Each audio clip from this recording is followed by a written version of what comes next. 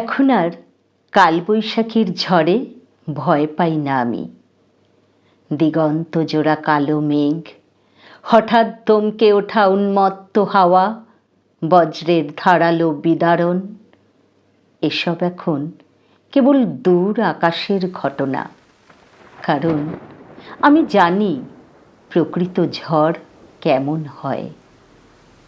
একদিন তুমি নেমে এসেছিলে আমার জীবনে অতর্কিতে, যেমন হঠাৎ ঝড় নামে গ্রীষ্মের নিশ্চুপ বিকেলে।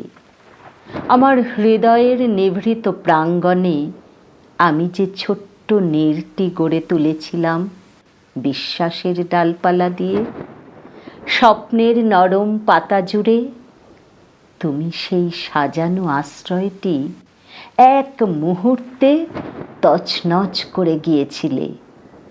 সেদিন বুঝেছিলাম বাতাসের ঝড় যতই তাণ্ডব তুলুক, তার ক্রোধ একসময় থেমে যায়, কিন্তু মানুষের রূপে যে ঝড় নামে, তার ভাঙনের শব্দ দীর্ঘদিন ধরে বাজতে থাকে হৃদয়ে।